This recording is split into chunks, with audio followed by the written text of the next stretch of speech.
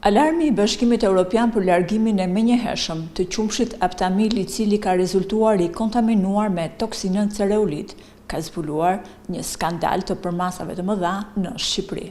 Ky produkt është importuar nga subjekti Life Care Nannies me administrator shtetasin Sotirios Balioskas. Në datën 18/3/2026, Autoriteti Kombëtar i Ushqimit ka njoftuar se qumshi Aptamil u tërhoq nga tregu dhe do të asgjësohet, pasi paraqet rrezik për shëndetin e foshnjave.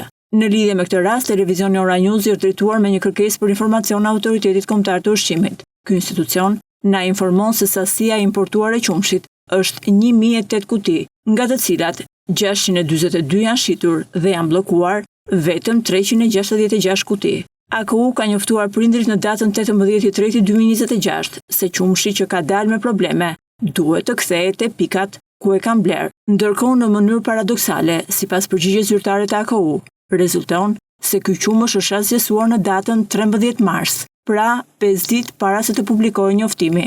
Si është e mundur që një produkt i shpallur në rrezik për shëndetin e fëmijëve të jetë asgjësuar para njoftimit të publikut? Nëse kjo e dhënë merret e mirëqen, atëherë ngrihet një tjetër dyshim serioz. Institucioni ka patur dijeni që fëmijët po ushqehen me qumshin e rrezikshëm dhe i ka njoftuar prindrit shumë ditë më vonë që të ndërpresin përdorimin e tij. Vonesa në reagim i faturohet shëndetit të foshnjave.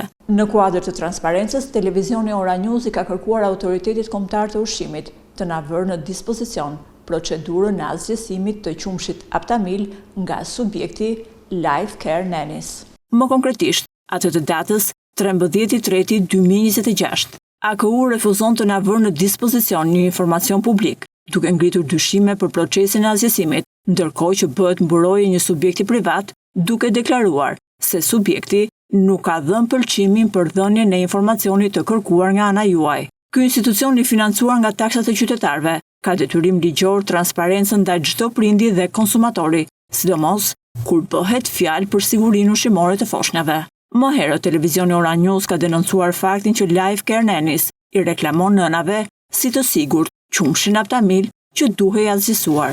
Aptamil është 3, numri 3, dhe data skadencës është 18/2/2027. Kjo data që keti nuk është problem. Ky nuk është thjesht një skandal administrativ, por një dështim i rënd që vën në pikpyetje sigurinë e foshnjave dhe besimin e çdo prindi.